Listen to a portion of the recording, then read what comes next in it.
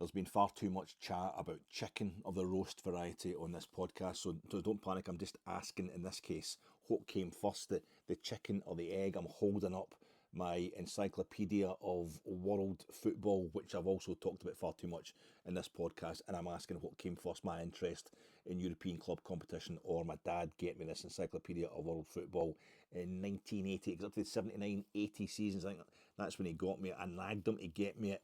Didn't have to nag him too hard, mind you, because he knew it was a chance for me to shut up, because I would stop asking him all the questions that I was always asking about European club competition. It was John Menzies in Duckhead Street in Salkits. I saw it, and Dad, can you get us this book? It's a bit, well, aye, all right.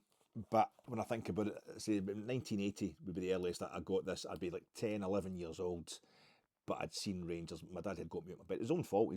He got me out of my bed school nights to see the highlights on Sports Scene of Rangers beating Juventus in the 78-79 European Cup. I remember watching the 77 European Cup final, the 79 Cup Winners' Cup final live on the telly. So I'd seen European club competition. It was already interesting me, but this really helped it kick in. I've spoken about this book before, I'm sorry.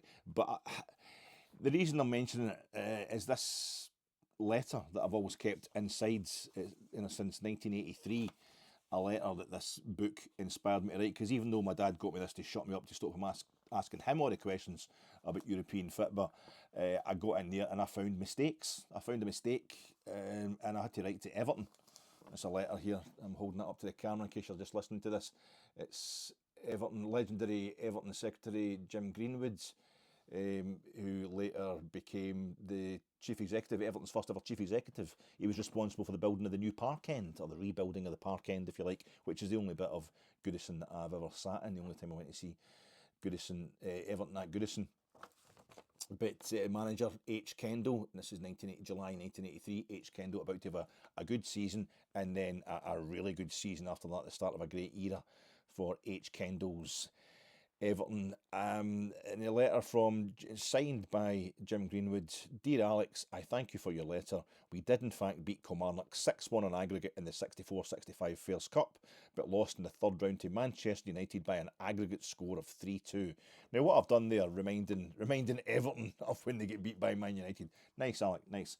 It was because I'd been looking at the Fairs Cup, and the great thing about this encyclopedia was it had these little, for an idiot like me, this is the way to catch my attention, whole pages just giving you the breakdown of one edition of a European club competition, the various seasons of a European club competition. You get the first round, right, down to the quarter-finals, semi-finals, the final, and you get the attendance and the team lineups for the final. I loved all that stuff. Nice, easy to read, easy to navigate for myself. And what had happened was, in the second round, Everton had beaten Kilmarnock. I saw that in the second round of the 64-65 Fairs Cup, but they didn't appear in the third round. Now, if I'd looked a bit harder, I would have seen that Manchester United didn't appear in the third round either, but there'd been buys had been given into the quarterfinals, so my brain had I couldn't cope with it. Couldn't get to sleep at night for wondering what happened to Everton in the 64-65 Fairs Cup. So I wrote to Everton, and these days they get back to you. That's July 1983. I would just be turning 14, so what an interesting character I was developing into. But so that's what had happened. They beat Kilmarnock. That was the season. I was talking about this on Saturday, or on Friday, the preview pod for Saturday's game.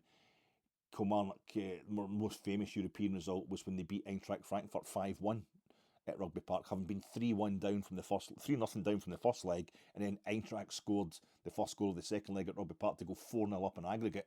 Kilmarnock, including young Tommy McLean, batter 5 past them. It's a great night, a great comeback at Rugby Park.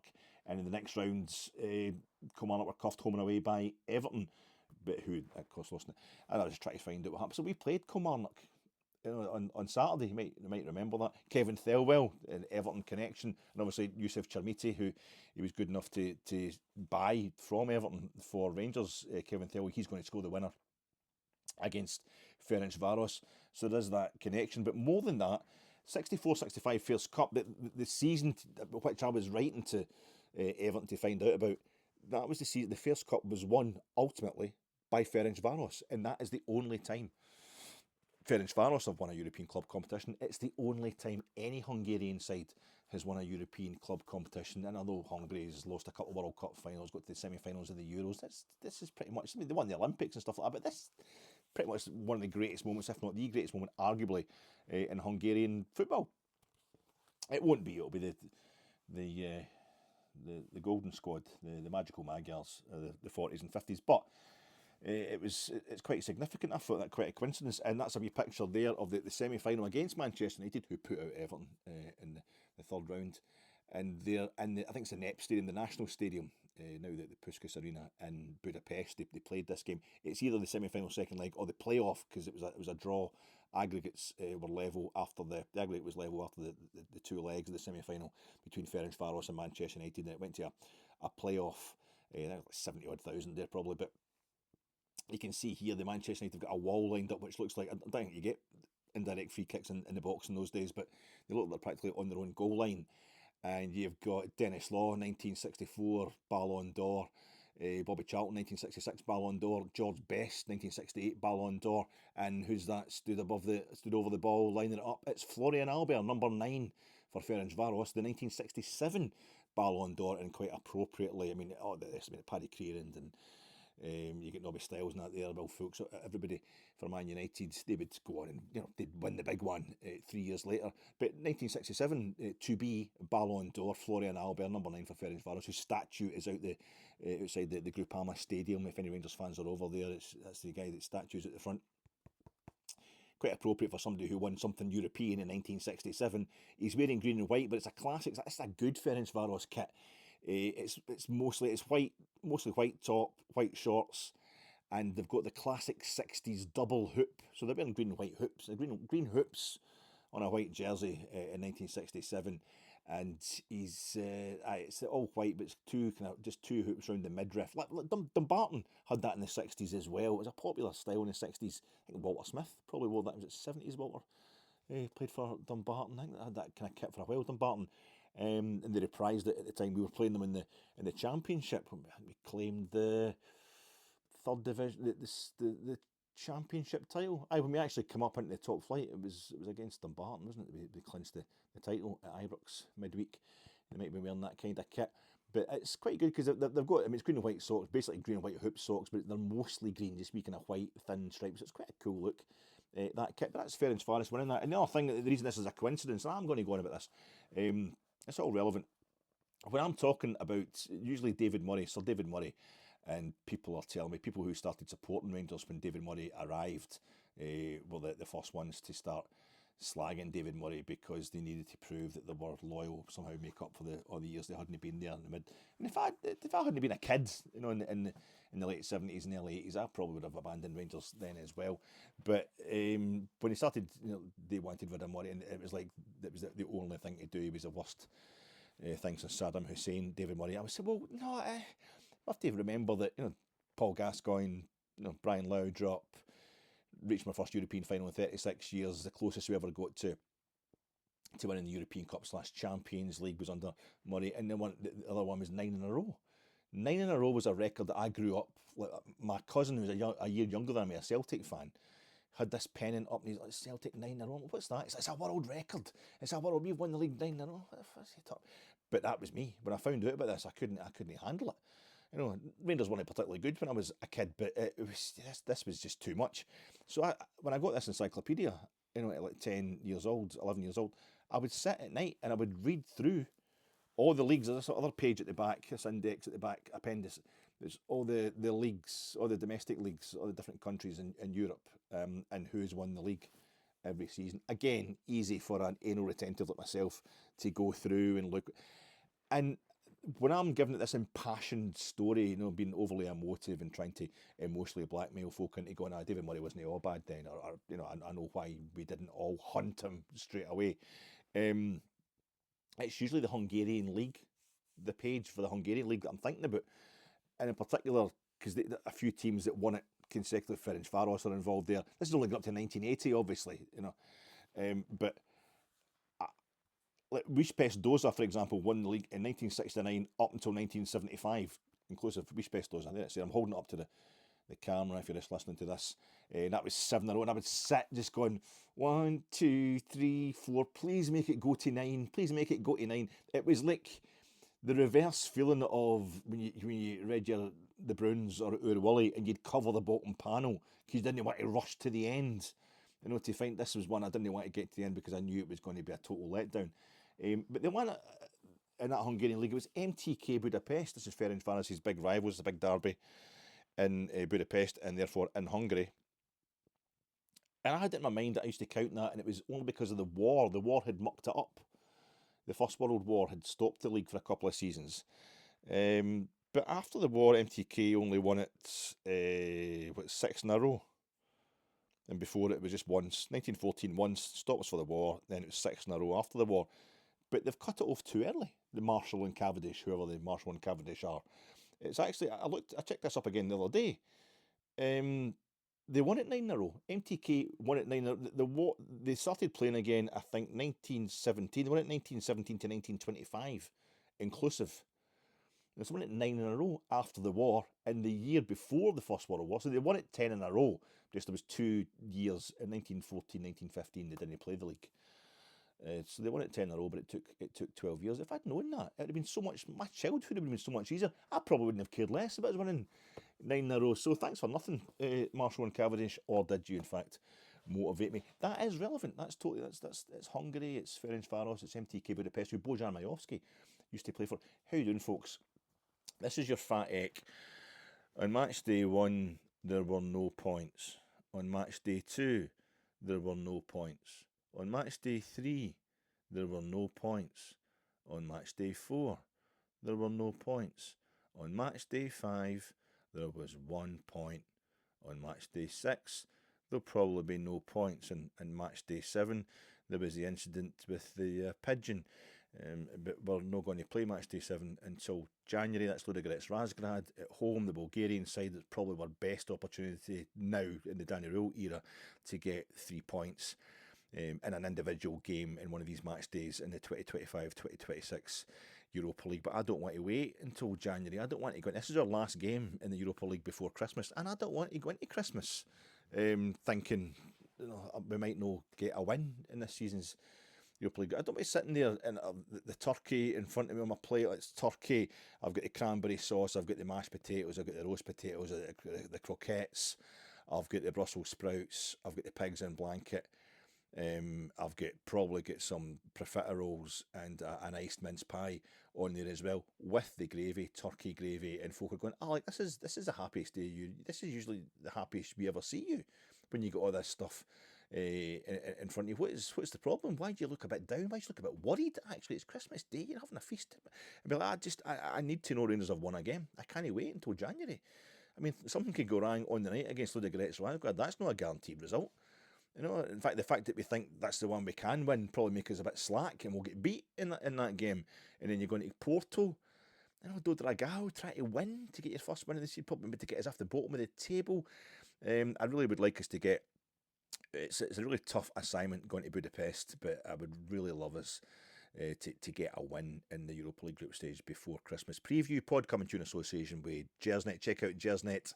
It's on the Gersnet YouTube channel and across all other reputable streaming platforms. It was myself and Ben on Sunday nights talking about all things Rugby Park, Rangers 3, nothing winners against Kilmarnock in Ayrshire on Saturday night, and we also had a wee chat about Ferencvaros, a game I'm now going to have a much bigger chat about. And if you're not up for that, then you've probably switched off already. It's become quite clear how into it I'm going to get.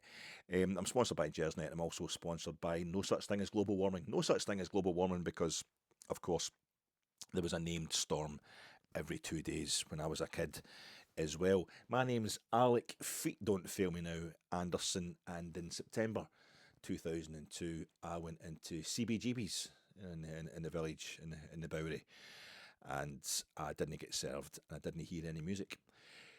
Here's to you, Nicola and Bart, rest forever here in our hearts. The last and final moment is yours. That agony is your triumph. Here's to you, Nicola and Bart. Rest forever here in our hearts. The last and final moment is yours. The agony is your triumph. So my name's Alec Anderson, and I'm here to talk to you about Rangers travelling to the Groupama Florian Albert Stadium in Budapest to play Ferencvaros of Hungary in match day 6 of the 2025-2026 UEFA Europa League. Still looking for our first win of this group stage campaign. I'll start with my snagging. You do snagging items from the last pod. We've got 2 to cover now because I was also making lots of mistakes on the Jersnet pod on Sunday night with Ben, as well as other mistakes I made in my own post-match reaction pod after the Kilmarnock game on Saturday night. It's just like, I'm on Jersnet. It's like, when you're on the Fat Egg podcast here, you get the full Daniel Kitson. I'm a full Daniel Kitson. But when I'm on Jersnet, it's more like I'm a bit part player in Phoenix Knights. You know what I mean? Frankie, although he's behind the scenes now, he's a kind of Peter Kay of Rangers podcasting, and under the bright lights of the mainstream exposure, I often kind of wilt and die and talk a particular type of nervous kind of kick, which is all the more awful for not being what I really kind of want to say. You know, I mean, I'm just really conscious of the fact that there's somebody else involved in the comment on Jersnet. You know, I'm usually there's 1 or 2 other people on the podcast, and I think I'm taking up too much time because I'm used to talking myself on my own podcast. So, in making the effort to talk as much as I want to, and trying to be concise, it's usually too great an effort, and I'll actually end up being offensive. So the first item, snagging item, is the pyro. I'm going to talk about Ben asked me straight away on Jersnet. First question was about the pyro at Rugby Park, which I said looked magnificent. Sky certainly thought it looked magnificent. They gave a big, kind of full screen, big wide shot looking at the pyro at Rugby Park the other night, and the general pyro debate. It's like it's going to get us into trouble, which it has. We're probably going to get fined, and was it another 50 tickets or something we get taken off the away supporters, which would be okay if it's coming off the people who are holding the pyro. But then that's hypocritical of me, if it's the 50 folk that have got pyro in their hands, or however many folk.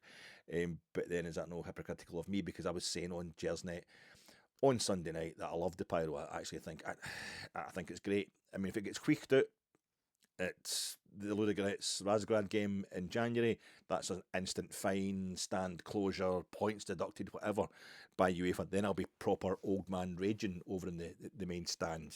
I'm here for the banter, but that's too much. Old man stuff over in the main stand there, watching the young, exciting lads down at the front of the Copeland. But so there's hypocrisy all over the place. But I think it's hypocritical of the football authorities to constantly ask fans to show their passion for the game, and to have fireworks, etc. on the park, as they do the official SFA, official SPFL fireworks displays at Hampden for League Cup semi-finals and finals and Scottish Cup finals and Scotland internationals and all that. But the fans can't have them in the and that's because it's unregulated and it's dangerous. And all I did at the end of that rant of mine, pro pyro, can we find a solution to make sure we don't get fined, right at the end of it. Oh, by the way, and it's no safe either. It's dangerous. Pyro's dangerous. I forgot to throw that in, because I'd already spoken too much about it and just thought. And of course, on Monday, reporting Scotland, a young boy, 11-year-old Rangers supporter, has been injured by the pyro at the game at Rugby Park. So straight away I felt like scum. And first and foremost, I hope the young fella's okay. I hope it's nothing, he's not got a scar or anything like that. He's not too traumatised anyway back at the football as soon as possible following the Rangers. But it's that just, if there's anything that's going to end pyro amongst the support, then that'll be that. I was all for, I was saying on Sunday night, I was glad I got a chance to say this on Sunday night though, because Heart and Hand, I was listening to the Heart and Hand free podcast, and it's Davey Edgar and Andy McGowan were talking about it on Monday night, and I pretty much agree with everything they said. So it's hard now not to just repeat what they were saying, but I did have my own opinion on it just the night before them. So just a way to. I was talking on Sunday night about how we need to find a way. It's not between the club and the Union Bears to sort out the pyro. It's between the Union Bears and the older supporters, the other supporters, the general supporters, particularly at away games. I don't do away games. I go to Hampden though. Remember, like 2024 Scottish Cup final, where these boys at the beginning of the second half, just at half time, these young fellas started appearing right down the front, and I was quite close to the front, and they've all got the masks on and they're checking, they're looking up at the rest of the support. I'm like, what's going on here?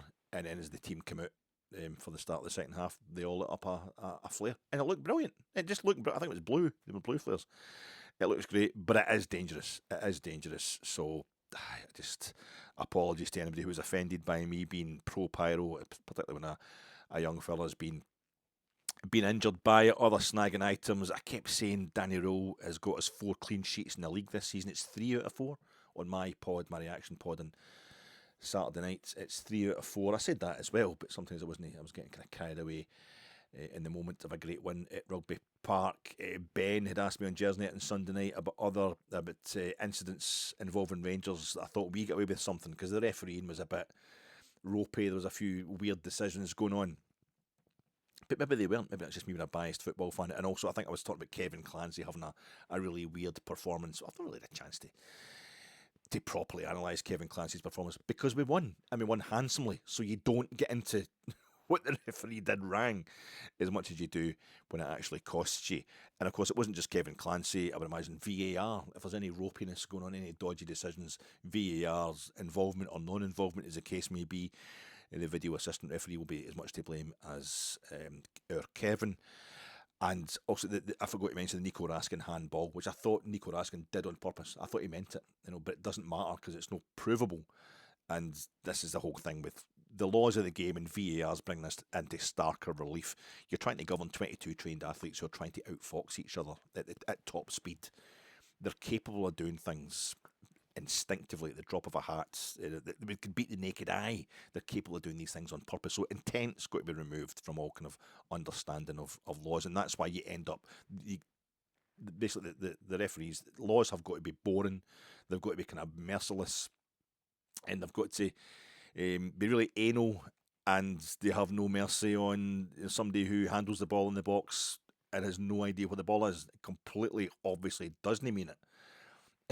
But their hands away from their body, and you've got to have these blanket rules, or else we're going to get nowhere. It is a sport, so we've got to have rules that just sometimes you're unlucky to breach them, and sometimes you can deliberately handle the ball, but you don't do it in such a way that the rules can pick you up for it. I think that's what happened with Nico Raskin the other night. Just a wee chatting point.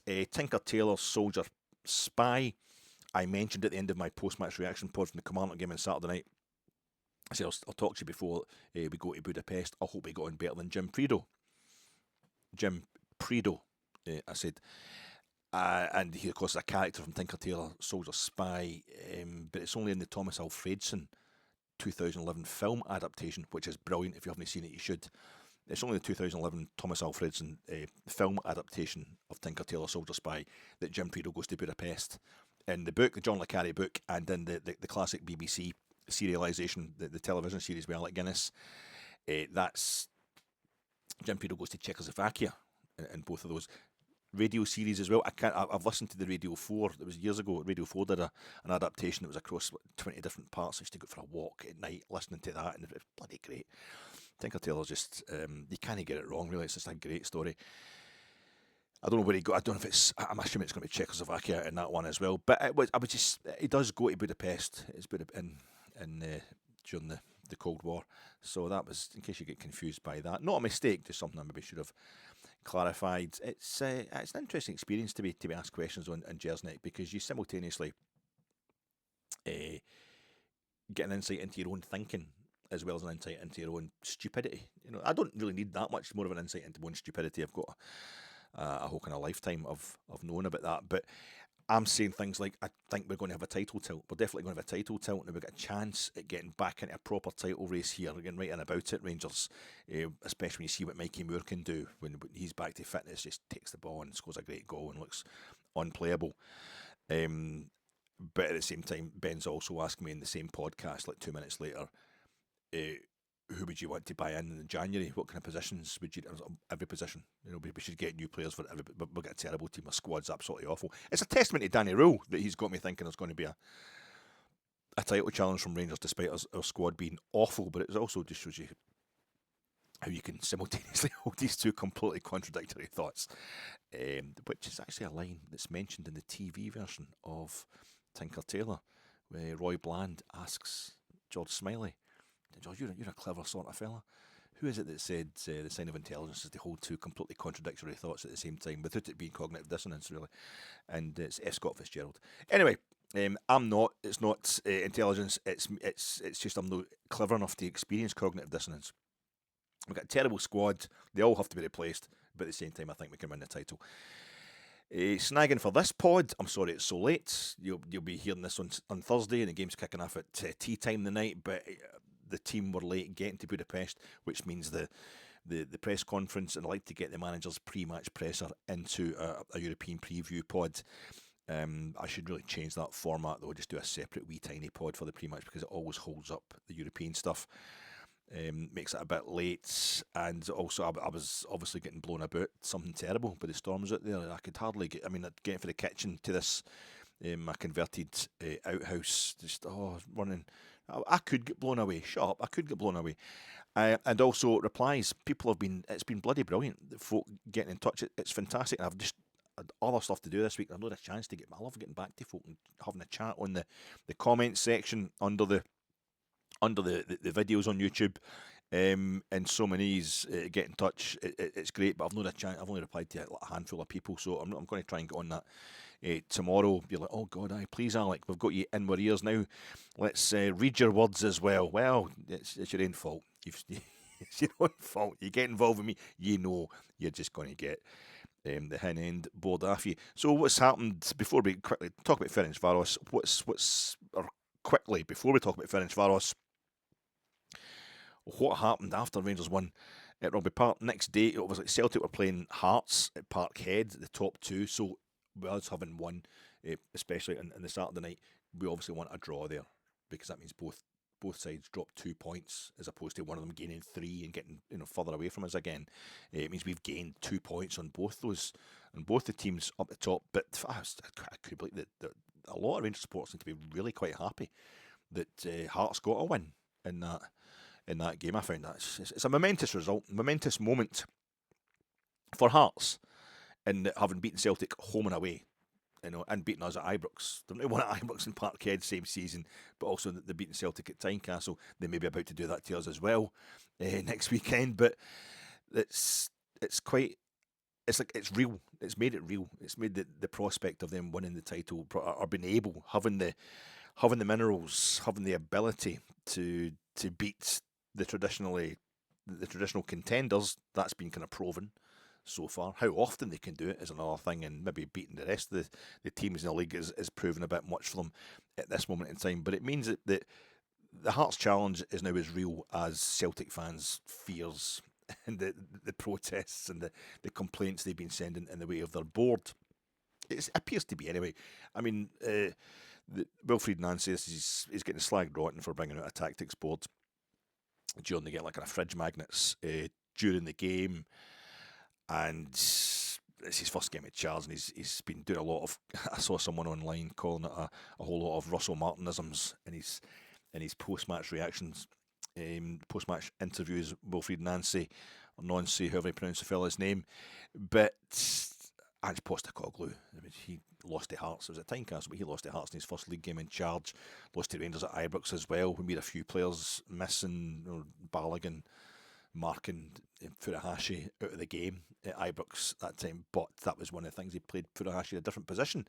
Postecoglou didn't play him through the middle, he played him out wide slightly, and that's one of the things he tweaked, and pretty soon he had a title winning side. So there's nothing to say Nancy won't do the same thing for Celtic, but it's definitely, he hasn't done it so far, and it's quite a thing. Motherwell, they beat Livingston 3-0, and they held Hearts at home, so Motherwell doing better. We only beat Livingston 2-1 at home, and we get gubbed off Hearts at home. I think we've drawn our last 2 visits to Fir Park as well, so we're going there on the 27th. This is, if we're getting too happy about, I think we have more belief that because Hearts have gone, it's 1960 since Hearts won the league, so they've got generations that have not understood what it is to win the top title in Scotland, what it takes. It's not kind of in their muscle memory quite yet, so you have a feeling that they're going to slip up, even just through the sheer unfamiliarity. Nosebleed stuff, no matter how innately good their squad is. So if anybody had to win that game on Sunday, and because it's our biggest rivals, Celtic, we always like to see Celtic losing. It suits us that it's Hearts that had won that game. But generally, we're talking about Wilfried Nancy, he's French, we'll do a Tour de France kind of analogy. We're basically in a kind of 4-team peloton that's behind the two leaders. We're in there with Hibs, they're very close to us, Motherwell, and is it St Mirren or something, they're 6th in the table just now. We've got a game in hand over Motherwell, but they're just slightly ahead of us in goal difference, and as I say, they're getting these results that we're not getting. We'd serious trouble with them. Russell Martin's Rangers should have lost. Should have, could have, would have. They didn't, but we conceded a hell of a lot of chances, as well as that goal to Motherwell at Fir Park, and we drew there in our first league game of the season. But we're going to have to make a move now to get right on the back wheel of anybody breaking away from the pack that we're in, as opposed to the two front runners. This is the point of the race, usually Tour de France, where that kind of happens. There's a breakaway. December and New Year, and a lot of times it was under Steven Gerrard, for example, we would sprint ahead. Under Philippe Clement, January into February into March, we would go ahead in the league. Under Steven Gerrard, we would beat Celtic when about the festive period, when about New Year, and then it would fall away as we went into April or whatever. But you're certainly not going to win the league if you get left behind at this point in time. So it's important that we come through these fixtures that we're facing domestically to have a chance to kind of get on the back wheel, as I say. We've got to pull Hearts back as well, kind of quell their breakaway and get free of Motherwell. They're only ahead of us in goal difference, to say we've got a game in hand on them, but we'll be looking good for that yellow jersey. We don't want the points jersey because it's got this green, isn't it? There's enough green in our life for the next two fixtures. But when we go to Budapest, what I'm concerned about is there's no punctures. We don't get any punctures and get a wee injection of something into the bloodstream from our specialist doctor in our little caravan. That'll do with the painful Tour de France analogy. Alec, Hungarian football, we're going to Hungary. Unbelievably, this is only the second time we have ever faced Hungarian opponents in Europe. All the decades we've been playing European club competition, Hungary not the power it once was. Pretty much kind of after the 50s, and just at the time European football was starting, Hungarian football starts kind of plummeting after the breakup of the Soviet Union, the Warsaw Pact. It really went kind of off the cliff edge. But nevertheless, they've got a great history. There's always plenty of Hungarian teams competing in European competition through the years. I think the Hungarian sides have played just about everybody else in Scotland, but we've only played one other tie against Hungarian opposition, and it was Ferencvaros. And it was a 1960-61 Cup Winners' Cup preliminary rounds, an effective first round for us, the first Cup Winners' Cup. Other countries in Europe didn't have a lot of national cup competitions. National cup competitions get revived and are invented in some countries just so they could get into this new competition called the Cup Winners' Cup. So it wasn't a busy competition, but we beat Ferencvaros in the first round, Borussia Mönchengladbach in the second. And I think which was effectively a quarter final, and then it was Wolves. The Rangers went to Wolverhampton Town in the semis, and we lost to Fiorentina in the two-legged final. But it was Ferencvaros was the first club that we played in that run to our first ever final. 1960, we were 1-0 down at Ibrox in the first leg. Then we were 4-1 up, and then they pulled it back to 4-2. Did Ferencvaros? It was Jimmy Miller got a couple of goals, Ralph Brand and Harold Davis scoring goals at Ibrox, and we go over to Budapest and we were 2-0 down. It was level on aggregate until Davy Wilson stepped up in the 61st minute and put us through. He scores a goal that I think it would have been a playoff in those days. There's no away goals like that, no penalties at that point in time. I think it would have been it would have gone to a third game if it had finished level on the night. But David Wilson sorted that out for us, and through we went and on to the final. But Ferencvaros are one of 4 Hungarian teams to get to a European club final. MTK Budapest lost the 63-64 Cup Winners' Cup final after a replay to Sporting of Portugal. Uspest Doza lost home and away at the 1969 Fairs Cup final. A lot of folk don't think the Fairs Cup's a European club competition because it was organised by a FIFA committee, but it only involved European sides. was a lot of, in the early days of it, there was composite sides, representative sides from representing a city, merging the clubs in that city, but it's a European club competition. And there was also Videoton, which is a chicken shit way of trying to say their full name. If you just look up video, it's video, as in, VHS or Betamax. Video with ton at the end of it. Instead of Morton, it's Morton. Videoton, all one word. But look it up and see the place they come from. I like to kind of kid myself that I'm quite good with foreign, nouns at least. This is one I'm just never taken on. But Ferencvaros, I have seen them, but not against.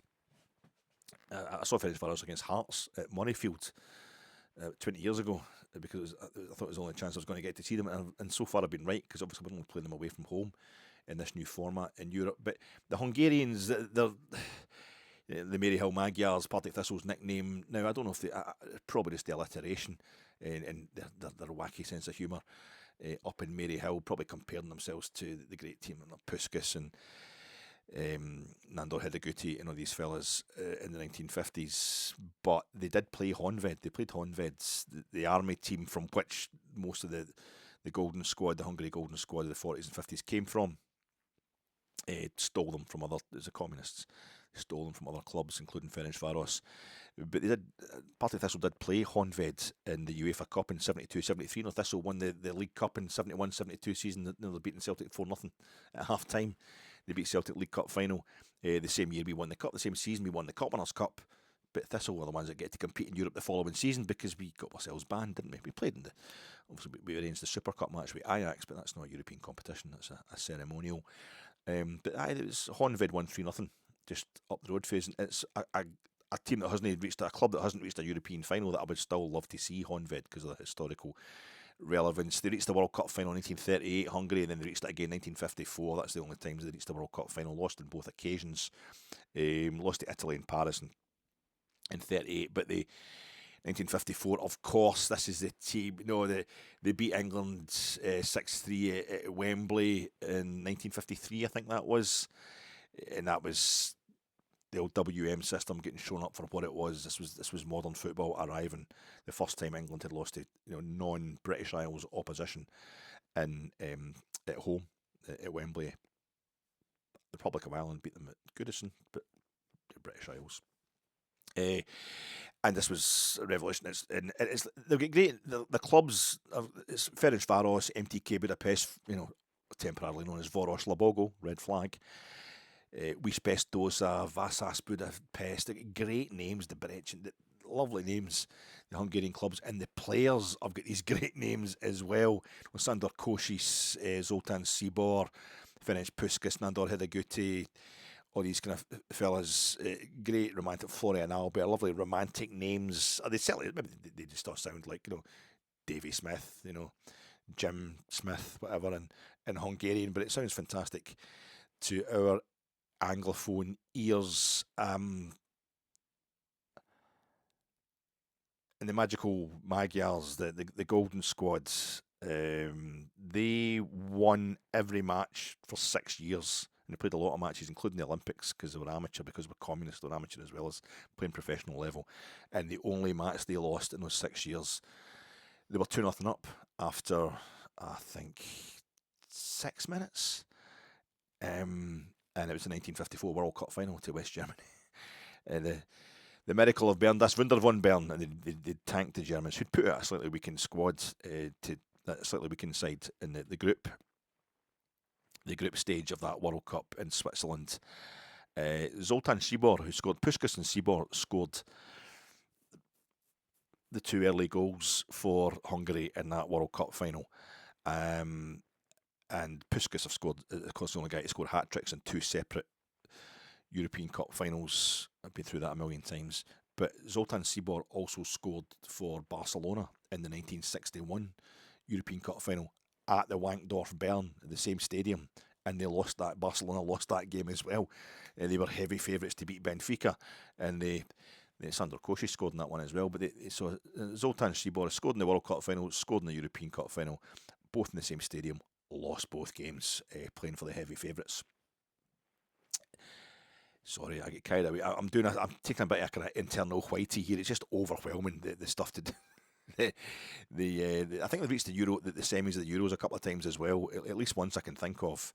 Maybe 1964 and 1972, I think, Hungary. They might have reached it at other occasions, but they never reached the final of the Euros. And of course, they put Scotland at the last Euros 2024 with a 110th minute goal with an Argentinian referee.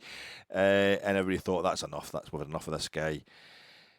Steve Clark, and he is, of course, it's the Republic of Ireland, put Hungary out in dramatic style. I think it was a couple of days before Scotland went through in dramatic style against Denmark to this World Cup. So I saw the Hungary national team. It's a cracking kit, the reds with the red top with the white shorts and the green socks, the tricolour.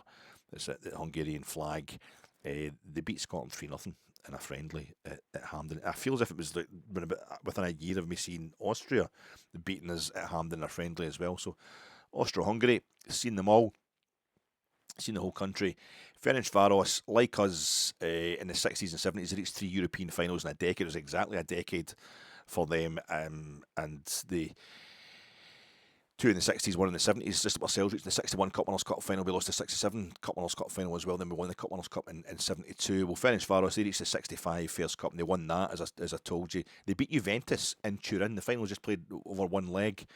I think it was 2 years in the trot. They just played the Fairs Cup final over one leg, and they played Juventus in Turin, and they beat them. They beat them in Turin in the final, in Juventus' home ground. So it's a great achievement. Their only European competition. They lost the 68 Fairs Cup final to Leeds. They get beat 1-0 at Elland Road and Mick Jones, and then apparently it was 70,000 in the NEP Stadium in the second leg in Budapest. Backs to the wall for, was it Don Revie said something about how the last 5-6 minutes of that game, Leeds held on for a 0-0, but it was backs to the wall. It says every minute felt like an hour, and that was Leeds' first European honour. And then in 75, Ferencvaros, their last hurrah, they played in Basel, in Basel, the St Jacobs Park, in the 75 Cup Winners' Cup final, where Oleg Balokin inspired Dynamo Kiev pumped them 3-0. Now, so they lost 2 European finals, they won 1, but they didn't get to any more European finals. So like Scotland, they've got 4 clubs that have reached a European final, 4 different clubs, but unlike Scotland, only one has won a European final, and it's the guys we are playing tonight, Thursday. Ferencvaros, 36 league titles, 24 Hungarian Cups. They're way ahead of MTK Budapest are second in both instances. They've only won 23 Hungarian titles, 12 Hungarian Cups. They're on 7 in a row just now, Ferencvaros, in terms of league titles, heading for 8. So this is them. They're starting to slowly improve in Europe. During the Soviets, when Hungary was basically a Soviet satellite, part of the Warsaw Pact, before the fall of the Iron Curtain, they were the kind of anti-establishment side, come from the working class areas on the Pest side of the Danube and the Budapest. Fradi, Ferencvaros. Fradi's the German, you hear that a lot. It's the German name for Ferencvaros, the nickname that they've got as a club. But they were rebels during the Soviet era because the communists hated them, because during the fascist era, when the Germans occupied Hungary, they got a lot of help from the locals. The Nazi Arrow Cross was the Hungarian Nazi party, and they helped out big times in the Holocaust, and they were all Ferencvaros fans. So there's a lot of far right extremism going on with their support as well. Nasty bunch in so many ways, but this is the football, isn't it? This is what tends to happen. And if you've read Eichmann in Jerusalem, the Hannah Arendt's the Banality of Evil, which you should, it's a phenomenal book. Not very pleasant, obviously, but really, really informative. Something you should all know, particularly in this day and age with the rise of fascism again all over Europe and the Western Hemisphere. But Hungary is particularly horrific. Well, it's all horrific. God, no, I think Romania is probably the most horrific of them all. But there's no good stories coming for the Holocaust, Alec. It's all horrific. But Eichmann made sure that despite the fact the Soviets had turned the war, I think it's after D-Day as well, and the Germans were just having to retreat from every other country they occupied to get back to Germany to get ready to fight just to try and negotiate a peace. They still made time, which they didn't really have, to I think it was like 300,000 folk or something they killed in the 300,000 Jewish people they transported to death camps in the shortest possible time, because it was like, we need to double our efforts here. We're running out of time to get these people. Instead of just think, let's get the hell out of here, it was no, we still want to kill all these Jewish people. The Hungarian Jews suffered horrifically. I did a lot of other Hungarian people as well. But I saw it was Ferencvaros were seeing it was the Nazi Arrow Cross was the kind of basically the sympathisers from Hungary.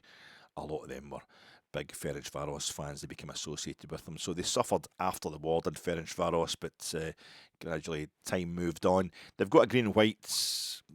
They wear green and white like Austria Vienna. Sometimes it's striped, sometimes it's kind of Hibs style kit with just the white sleeve, sometimes it's an all green top, whatever. It just so happens they do the hoops every now and then, but their current kit is truly horrific. It's like twice as many hoops as a Celtic kit. It's really, it will sting your eyes if they're wearing their home kit. And this one, I saw them at Murrayfield. It's because they're a European finalist club. I had to make sure I had to see them at some point, get them off the list. That's my big kind of bagging thing, my train spotting type thing. I had to get in the train through to Murrayfield. Hearts were playing them at Murrayfield, and Schalke No Fear, who were also European finalists by that point. So I went to see the two of them. It's quite good. You could, because it's such a big stadium, you could kind of lose yourself. But nobody had to hear my accent. But the Ferencvaros fans, I remember them. They must have all been. I don't know where they were staying. Anyway, they walked. But I was having a pint in that pub just at Salt Market. What am I talking about? Haymarket. And they all get marched past by the police, this massive police escort, and everybody in the pub was kind of laughing because they had about 24 fans, very green and white, obviously, which goes down well with the Hearts supporters as well. So they had an entire stand to themselves behind the other goal at Murrayfield, behind one end at Murrayfield. And you know what the stands are like. It's I've never been in Murrayfield for the rugby. I've only been for these two games that Hearts played in the old UEFA Cup 5-team group stage, and they had the whole stand to themselves, 24 of them, in this massive thing that probably holds about 20,000, and they still managed to set it on fire and spill onto the pitch while they were rioting with the stewards. It was absolutely nuts, and they won 1-0 as well. I think it was the only game they won. I'm sure they won 1-0. I'm sure they beat Hearts that night. So I have seen them, and their characters. I think it's going to be pretty intimidating for Rangers in this stadium, the Groupama Stadium. It's about 12 years old. It's completely enclosed, completely roofed. It holds 22,000. It's very rarely full, but it doesn't have to be to create quite the atmosphere. But the recent European history, despite those 3 European finals, is getting slowly better. And right now they're under the management, of course, of one Robbie Keane with his Celtic connection. He was in good form the day. What in Rangers Review was showing his pre-match presser. He was having a bit of banter with the Scottish media. It sounded really bitter, and also that he wants a Celtic job. And who knows? Hopefully, maybe about March or April, he'll be getting the call because it's fallen to bits at Parkhead. But he wasn't sounding bitter at all. I'm just having a wee laugh there because he used to play for Celtic, but he's winding up the Scottish journalist asking him, and winding up his assistant, who's Stephen Glass, ex-manager and player of Aberdeen. Said, how good was he? And he keeps telling me he was the best winger ever. No, he was great doing the wing. And the Scottish journalists are going, he was all right. But I'll always remember Stephen Glass, who is now Robbie Keane's assistant at Ferencvaros, for being Aberdeen manager on the last day of the 2020-2021 SPFL Premiership season when we won the league, when Rangers sealed 50. We'd already sealed 55. We were getting, it was trophy presentation day. The only thing up for grabs was to maintain our 100% home record, but also to not concede any goals, because we were on 13 goals conceded, and I think the British defensive record was 14 goals for a league season, even though that was, had there been as many games played in that particular league campaign, whoever that was that had the record. So we had to kind of keep a clean sheet to get this defensive record, and I wanted it so badly. And although we put 4 goals past them and were tremendous in attack, there was a few moments in that game under the management of Stephen Glass that Aberdeen, I think they missed an open goal at one point. I'm sure they'd one that come back off the post and ran right along the line and come back out off the other post. It still managed to make it tense as anything, because as we know, the better you do, the more you want. But I'll always remember Stephen Glass's time at Aberdeen fondly for that 4-0 loss at Ibrox, which helped us set a new British defensive record, as well as completing a 100% record at Ibrox in the season, the league season, unbeaten before John Gregg came out with the trophy, and there wasn't a dry eye in my mate's house because we were all watching it in the telly.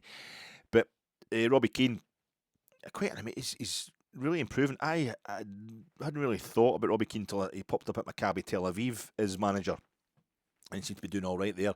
But he'd finished he's obviously a phenomenal striker. Robbie Keane, like 68 goals for the Republic of Ireland. I mean, I think it still works out as being less than one goal every 2 games because he played 146 games for the Republic of Ireland, but 68 goals. I mean, Kenny Dalglish and Dennis Law a Ballon d'Or. Kenny Dalglish, Florian Albert's the only Hungarian Ballon d'Or. It's unbelievable that Ferenc Puskas never won European Footballer of the Year in the same way that it's even more unbelievable that Puskas never won it, same as Iniesta. And Kenny Dalglish, I think it's quite incredible, he never won it as well. But he got 30 goals for Scotland, and Dennis Law, they're joint top with 30 goals each. So they put their tallies together. They're still 8 goals shy of Robbie Keane's record. I know they play more games these days, but it's quite phenomenal. Great career, except at Inter. He scored everywhere except at Inter when he was there, but Liverpool, Wolves, Celtic, Spurs, Leeds, but he finished his career, he revived his playing career to go to India, the Indian Super League, not the cricket, the football. It was Terry Sheringham, his old Spurs teammate, was manager of some team in India, and he went over there to help him, and then Terry Sheringham got sacked, but Robbie Keane stayed on. I think they were bottom in the league, but he stayed on as player manager. I think he scored the goal that got them off the bottom of the table on the last game of the season, which is pretty much could still be a situation that we find ourselves involved in this 36-team Europa League group in this particular campaign. But he gets them off the bottom of the table, and then he becomes like assistant coach to Mick McCarthy at the Republic of Ireland, while also being assistant manager at Middlesbrough. He's assistant to Sam Allardyce at Leeds, so he's getting plenty of experience of managing. Normally guys who score that amount of goals, they're not going to become managers, although Brian Clough, I suppose, and they've got Forest at the end of this campaign, have Ferencvaros. But he goes to Maccabi Tel Aviv. He joined him in June 2023, and it's sent as a huge pro-Palestinian lobby, like they call it, in the Republic of Ireland throughout, and Sinn Féin basically condemned him for doing it. People were sending him threats, basically. Couldn't believe he was going to. This is before what happened with the October attacks by Hamas, but he goes over there and is condemned by so many folk in Ireland for going over to Israel, which a lot of people there seem to hate the state of Israel, kind of ignoring what happened in the Second World War, obviously. But he went over there and he won the league. He won the League Cup, and he got into the last 16 of the Conference League. But then they were 4-1 up. I remember this. Who could forget it? They were 4-1 up against Olympiacos after the game in Piraeus. The first leg was in Piraeus in the last 16, and Robbie Keane's Maccabi Tel Aviv win 4-1 in Piraeus against Olympiacos. But then they lost their home leg 6-1. Olympiacos went on to win the tournament that season, the Conference League, but their home was Baka Topola in Serbia, because all the Israeli teams were playing home games in Hungary and Serbia at that time, because they're European home games, because of the trouble. This is now the conflict has started while Robbie Keane was there. The conflict with Gaza that we're just supposedly coming out of started, and he was getting condemned in Ireland for not condemning Israel's role in it, and he was getting condemned in Israel for not supporting for not publicly supporting what Israel was doing in Gaza. So he's criticising the Republic of Ireland for not condemning the war, criticising Israel for not supporting it. So he's been through quite a lot, and it'd be interesting to know what his kind of opinion is. His wife says she doesn't feel safe back in Ireland now because of the threats they're still getting. So it'd be interesting to know what he's getting asked today about how chuffed he was that the Republic of Ireland just put Hungary out, how difficult that made life for him. And he's probably thinking to himself, no, as difficult as his life is for me, trying to get back to the Republic of Ireland. But he's part of this kind of it's almost as if as they win the league, they retain the title more and more. Ferencvaros, it's letting them improve their European form. Say after those European finals up to 75, things kind of got a bit tougher for Ferencvaros and Hungarian football in general. Their recent European history, they only played twice in the Champions League. Once in the 90s where they got one win, and I think 2020-2021 season where they got 1 point. The season before we get no points. The UEFA Cup, Europa League, the old style groups, 5 teams or 4-team group stage. The fourth time of asking, they're finishing 4th and 3rd or bottom of these groups, but the 4th time of asking, they won their group and they get through to the last 16. They lost to Bayer Leverkusen. And in the following season, the Conference League 2023-2024, Ferencvaros, they got Olympiacos the round before Maccabi Tel Aviv. Robbie Keane's Maccabi Tel Aviv got them, but after losing, they lost to Key of the Faroes in the Champions League first qualifying round. They end up in the Conference League, and this is 2023-2024, 2 seasons ago.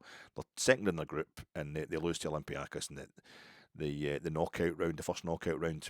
Last season, Champions League qualifiers, they hammered TNS of Wales. They lost in the third qualifying round to Midtjylland. They end up in the Europa League qualifier, the playoff round. They beat Borac Banja Luka, the Srpska team from Bosnia, isn't it? And on penalties, that took the playoff round. And they went into the group and they finished 17th.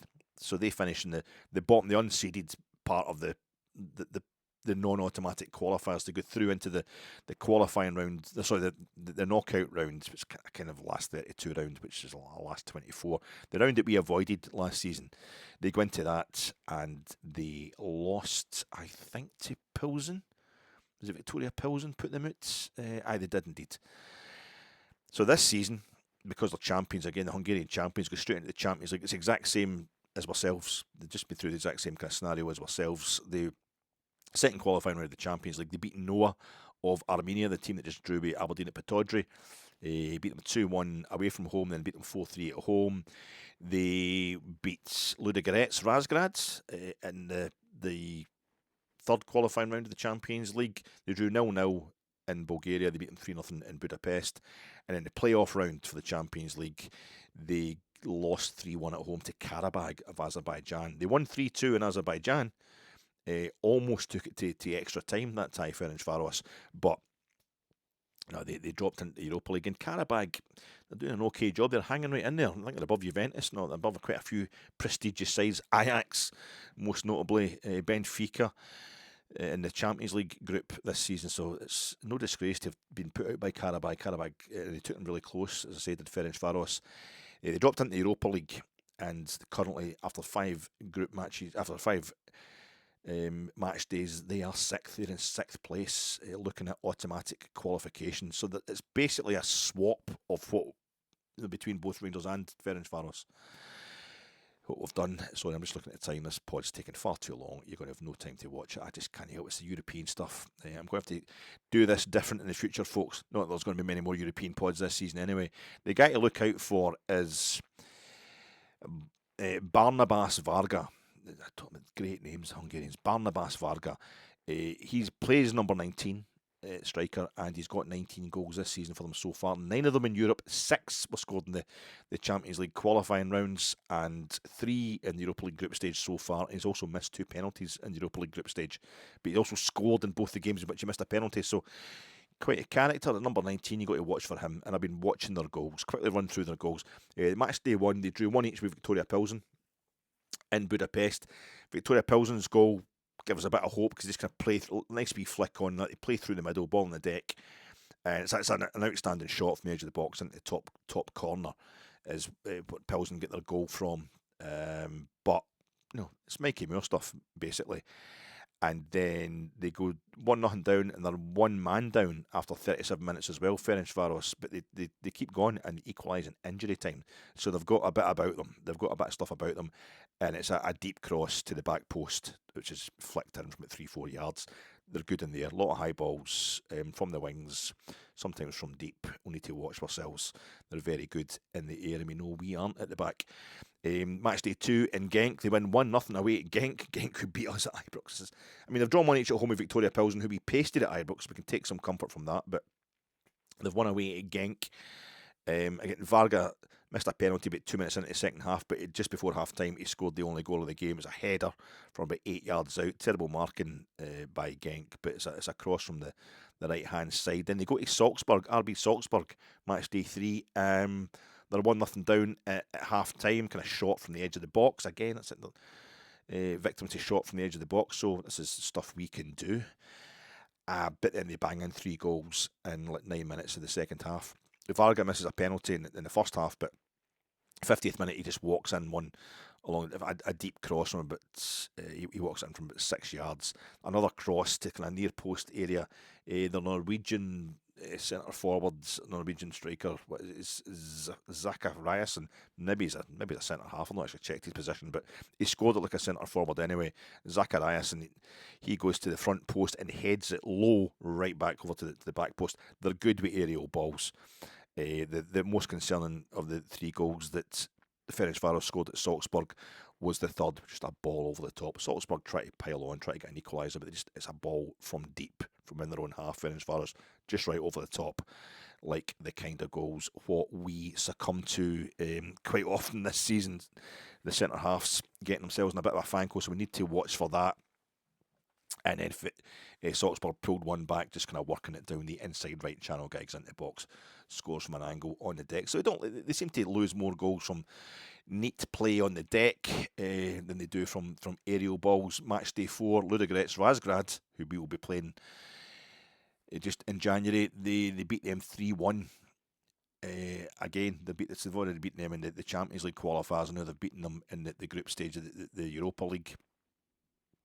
What was the goals like in that one? I should have it written down somewhere here.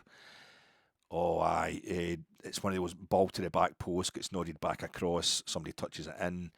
It's crosses. It's all crosses, really. Aye.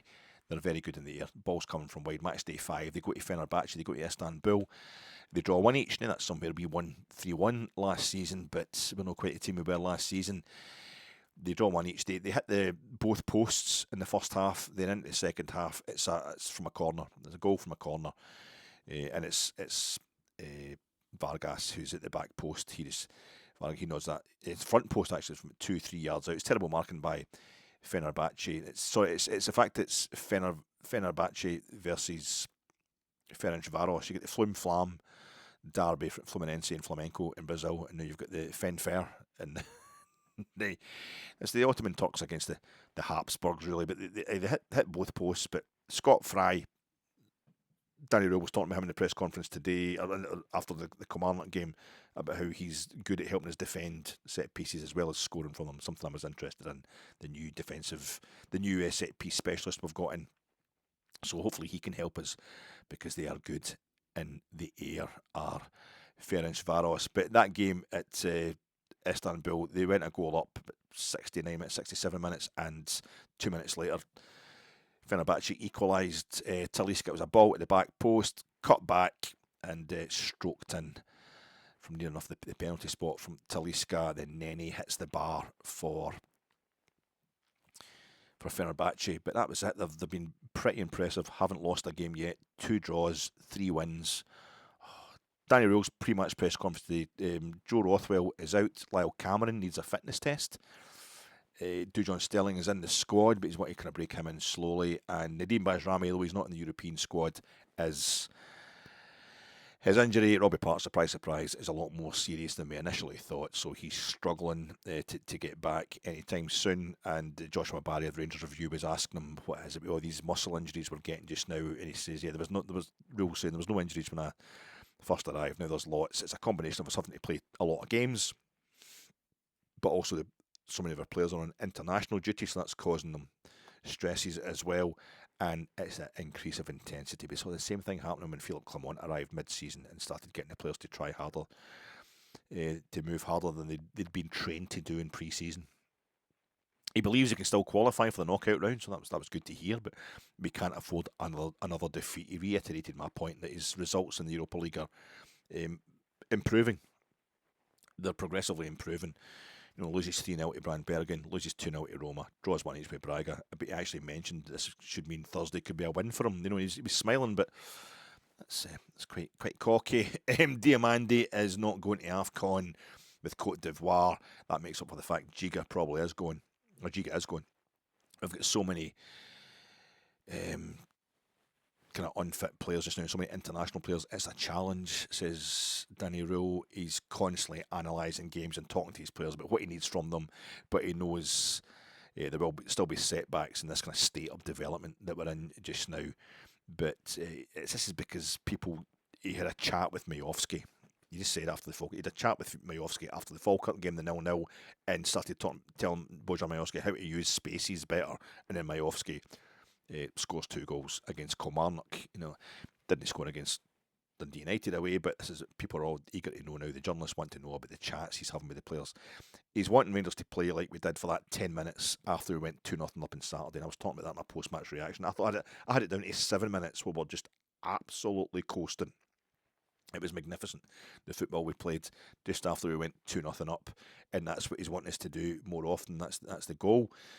John Souttar, reports of him being offered a new contract, and Danny Röhl just didn't confirm if that was the case, but he was talking about how he wants local, experienced, kind of leader types of players, and John Souttar, obviously, he regards as just such a player. We're short at centre-back. Giga should be available for Hibs on Monday, but then he's off to AFCON. So BBC Scotland were in there asking him about getting more leaders. He's talking about John Souttar being a leader, so do you want a team of leaders? And he started rhyming off great Bayern Munich players, saying that it was when he was at Bayern, Danny Röhl as an assistant. He's saying it's about getting a core of leaders, but then you build around that with exciting young players, getting a balance. Dujon Sterling, he's a special guy. He hasn't seen him playing yet, but you can already tell he's a special guy.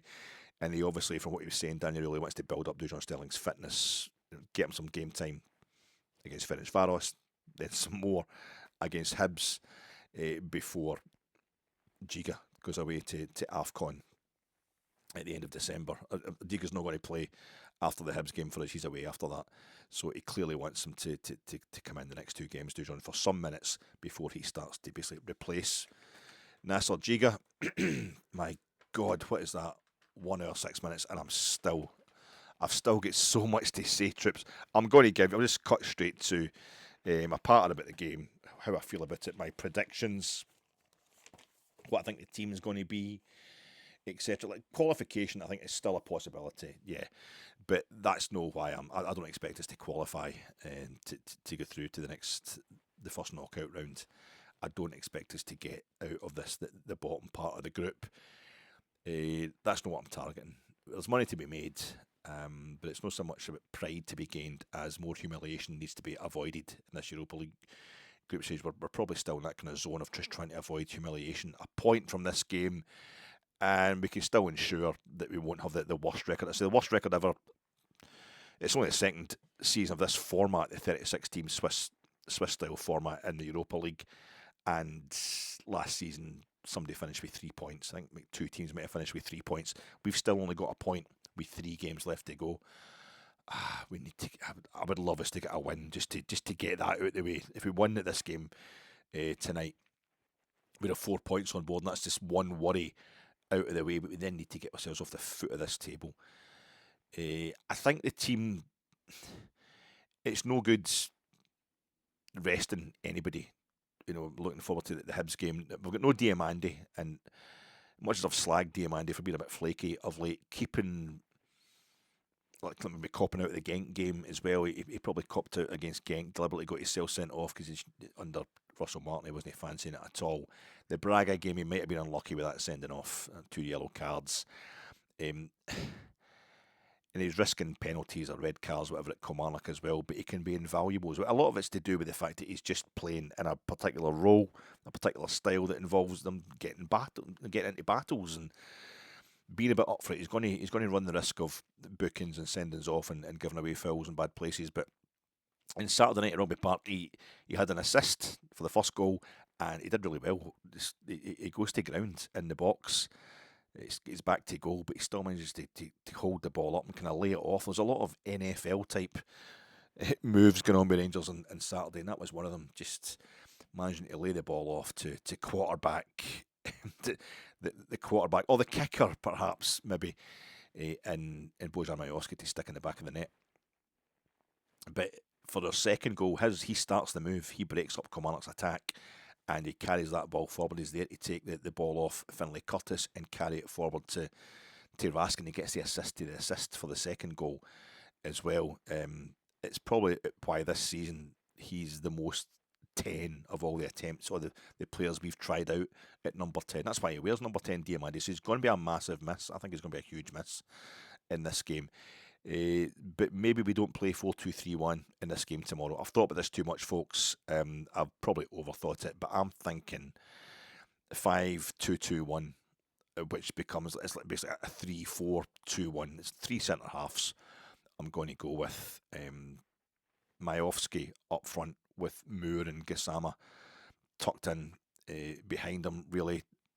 I'm thinking that for heights and physicality, he might go with Chermiti instead of Majowski, but that's two. I think they're so big and physical, Ferencvaros, that you don't want to fight fire with fire in this sense. I think when you get the ball on the deck and try to play through them, the goals that they've conceded in the group stages that I've seen, they don't like a bit of skill coming at them through the middle. So we should try that. We've definitely got that in the shape of Mikey Moore. If he's ready to start, I think that 20 minutes he got the other night against Kilmarnock is probably as much as he needs. Maybe need to get him starting Mikey Moore, although the manager clearly just likes to bleed players back in slowly after a spell out injured. I'm going to go Jack Butland in goals, and I'm going to put Tav in at centre half alongside Fernandes and Giga. I don't think Dujon Sterling's ready to start from what the manager was saying today. It could be a bit of mind games, but it's going to be Tav at the back with Fernandes and Giga. You then get Aarons and Magoma as your wing backs. I think they're doing well. Magoma and Aarons quite tidy of late. Raskin and Barron. Connor Barron has to play. He has to play after his performance the other night, particularly with no Diamandi in the department. Need Nico Raskin to do the job as well. That's your sitting two with Aarons and Magoma either side of them when we go to four in midfield. I say Gassama and Moore just tuck in even just a slightly bit more from the roles that Danny Röhl's got them playing. And I would go with Majowski up front. The conversation they had about spaces after that 0-0 with Falkirk seems to have worked. And also, he used to play for MTK Budapest. He knows about Ferencvaros. He probably hates them as well. So that'll help us. Ferencvaros are doing well. They're on the cusp of sealing like a top 8 place. And we're in 8 in a row in Hungary. But I think that their European performances, they're climbing too high too quickly. Like Hearts in the SPFL Premiership, they maybe needed a little bit of a wobble to ground them, a wee bit of a grounder, to remind them what they've been most recently in Europe. And we need a plastic kind of giant to topple to remind us of what we've been most recently in the Europa League. So I'm hoping we can take advantage. I hope this is the wee wobble that Ferencvaros have before they go on and seal a great season with a top 8 place in the Europa League. But I'm predicting 2 each. I can't see us keeping a clean sheet with our defence and against this side, prolific, but I can't see us not scoring either. So I'm going to go 2 each. That is an optimistic prediction. I think instinctively, I think we're going to get beat.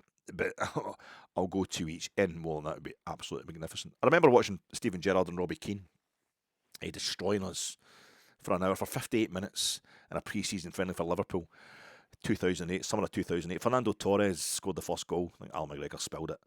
And that was the first goal Torres had scored since scoring the winner for Spain, the only goal of the Euro 2008 final against the Germans. It's like I was there at Hampden when Scotland lost 3-2 to Spain, and Iniesta scored the first goal he'd scored for Spain since scoring the winner in the World Cup final. And it's been quite lucky that way. It's seen some significant goals. But I remember being at that game. I have no idea what the significance of it is.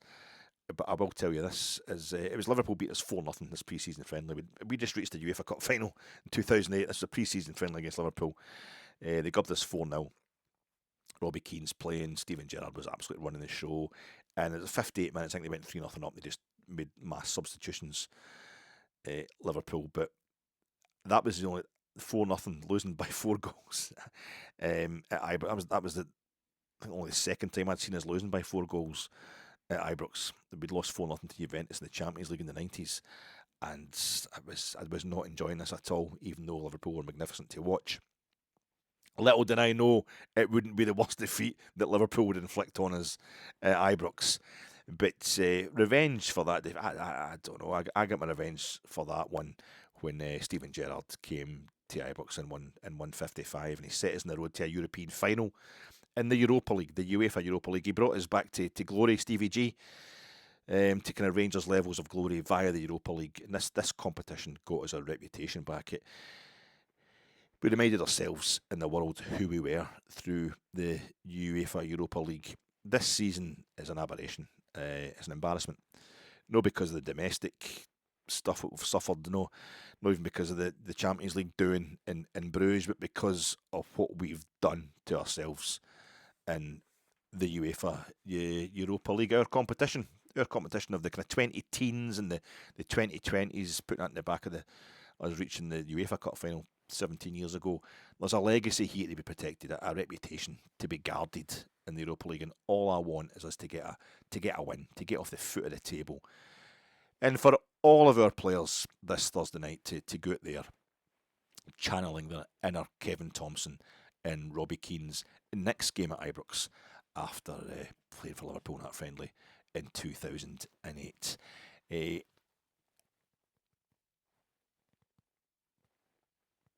When I walk along Great Western Road of a morning, sometimes I walk along Great Western Road, and there's a street, Whittingham Avenue. It's just, when you go from, let's say, the Byres Road, Great Western Byres Road, and you head west towards Anniesland, it's boulevard. It's just a classic European boulevard. Is that bit of Great Western Road? It's absolutely gorgeous, like a dual carriageway.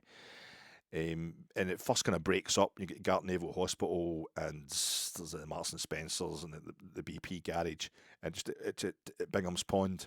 But if you're heading along towards Anniesland, the next road on your left is after the pond.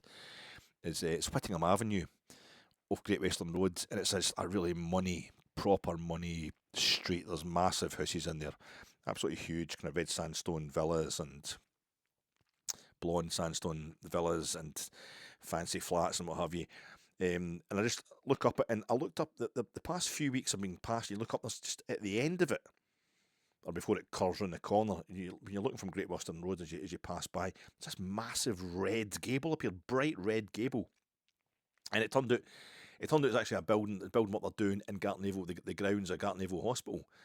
And I think it was temporarily, I thought it was like some sort of modern building, some sort of comment on the Glasgow red sandstone buildings, the kind of old money that's in this street. It's just some sort of, it's all going to stop here, and this modernism has arrived or whatever.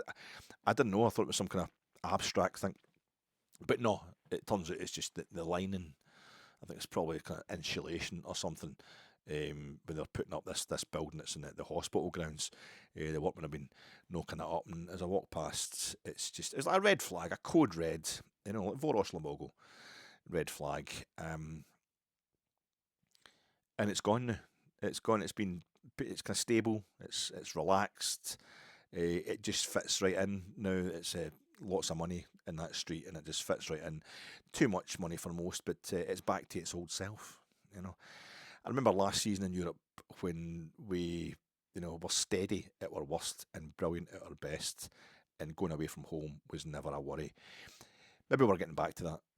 Fradi, Ferencvaros can be as green as they want. We are forever blue. But for the locals in Pest this Thursday night, Operation Testify. Danny Röhl.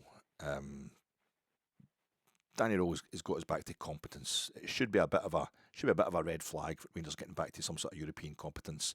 A Voros Lobogo. For us, it's all about halting the rot again, underlining the positives from the Braga game, and returning safely to control. Cheers, folks.